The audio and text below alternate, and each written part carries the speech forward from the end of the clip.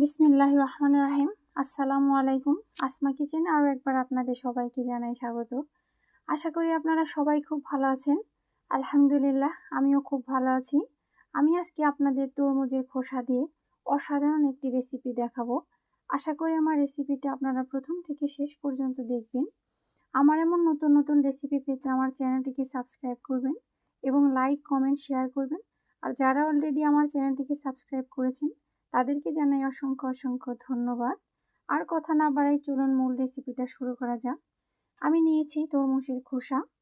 আমি সাদা অংশটা নিয়েছি, লাল অংশটা খেয়েছি আর সবুজ অংশটা ফেলে দিয়েছি। এবার এই সাদা অংশটা আমি কুচি করে কেটে নেব। দেখুন আমি কুচি করে কেটে নিয়েছি। আপনারা গ্রেটার দিয়ে গ্রেট করতে পারেন। আমি নিয়েছি আলু কুচি করে নিয়েছি। আপনারা আলুটাও গ্রেটার দিয়ে গ্রেট করতে পারেন। আমি নিয়েছি এবার 2টা ডিম। আমি সামান্য পরিমাণ লবণ দিয়ে ডিম 2টাকে ভালো করে ফেটিয়ে নেব। আপনারা ডিম কম বেশি করে নিতে পারেন, কেউ একটাও দিতে পারেন, কেউ আবার 3টাও দিতে পারেন। ডিম বেশি দিলে খেতে ভালো হয়। আমি ভালো করে ফেটিয়ে নিলাম। দেখুন আমার ডিমটা ভালো ফেটানো হয়ে গেছে। এবার আমি একটা কড়াইয়ে তেল দিয়ে দিলাম। সরিষার তেল দিয়েছি, এতে করে খেতে ভালো হয়। আমি এবার ফেটানো ডিমটা দিয়ে দিলাম।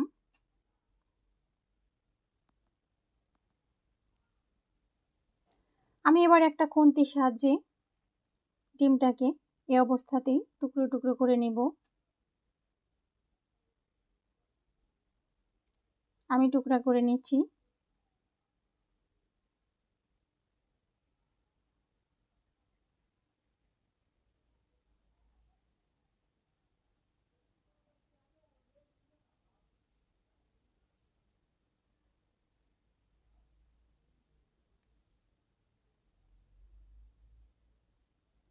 আমার টুকরো করা হয়ে গেছে।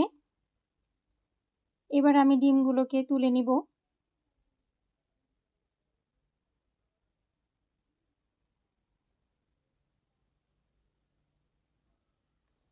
দেখুন তুলে নিলাম। এবার আমি এই কড়াইতেই দিয়ে দিলাম সরিষার তেল। এবার আমি দিয়ে দিলাম 2টা শুকনো মরিচ। এবার আমি দিয়ে দিলাম কিছু জিরা ফোড়ন। এই শুকনো মরিচ জিরা ফোড়ন দিলে ফ্লেভারটা খুব ভালো আসে, খেতে খুবই ভালো লাগে। নেড়ে নিচ্ছি।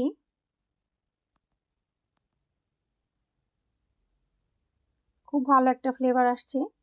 এবার আমি দিয়ে দিব রসুন কুচি। আমি এবার রসুন কুচিটাকে বাদামি করে ভেজে নেব। নেড়ে নিচ্ছি। এই রসুনটা থেকে খুব ভালো একটা ফ্লেভার আসবে বাদামি করে ভেজে নিলে, এতে করে খেতে খুব ভালো লাগবে। এবার আমি দিয়ে দিলাম 1 কাপ পেঁয়াজ কুচি।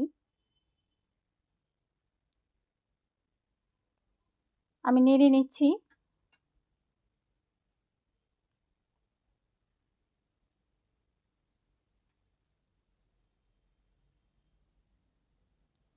এবার আমি দিয়ে দিব কাঁচামরিচ।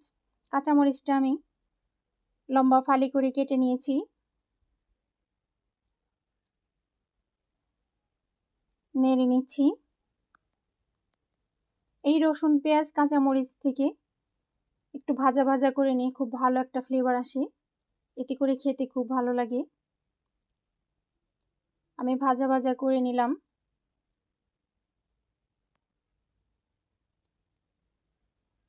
এবার আমি অল্প পরিমাণে একটু পানি দিয়ে দিলাম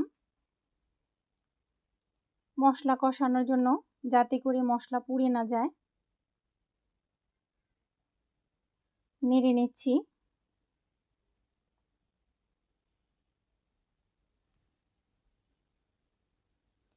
এবার আমি দিয়ে দিলাম মরিচ গুঁড়া। মরিচটা আপনারা বুঝে দিবেন কে কেমন ঝাল খান।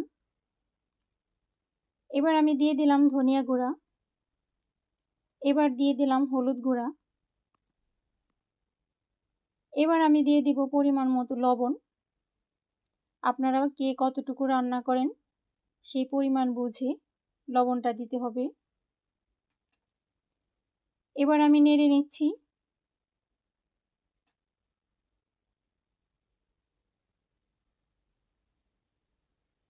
আমি মশলাটা কষিয়ে নিচ্ছি।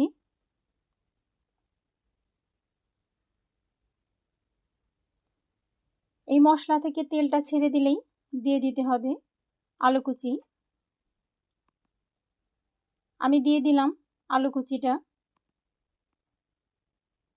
এবার নেড়ে নেব।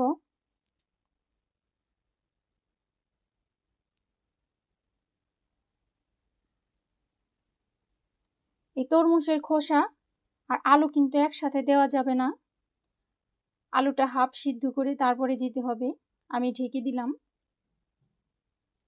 এবার নেড়ে নিচ্ছি। দেখুন আমার হাফ সিদ্ধ হয়ে গেছে। আমি নেড়ে নিচ্ছি।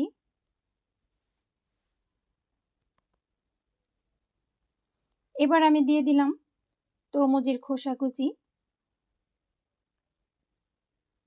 আমি এবার নেড়ে নিচ্ছি।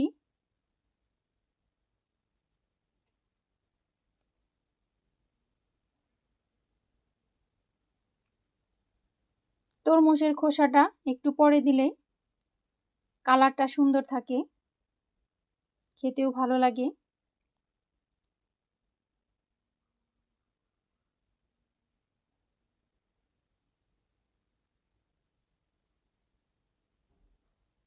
এবার আমি ঢেকে রান্না করব।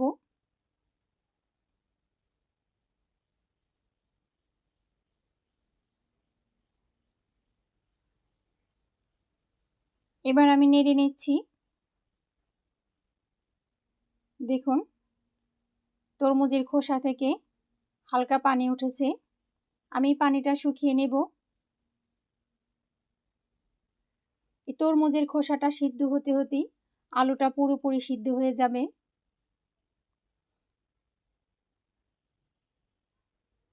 আবারও ঢেকে দিলাম। দেখুন আমি নেড়ে নিচ্ছি।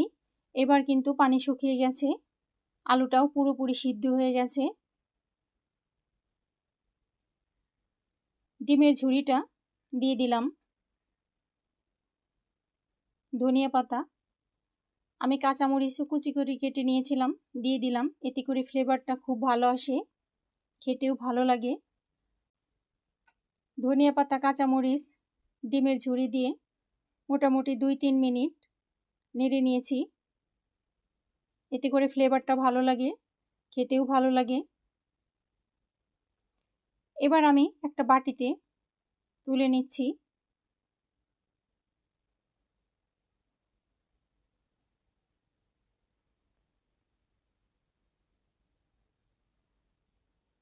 এবার আমি সার্ভ করে নিচ্ছি।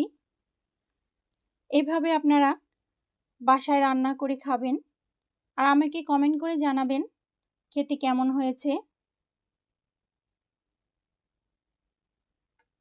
দেখুন দেখতে কতটা সুন্দর লাগছে, খেতেও খুবই ভালো লাগবে।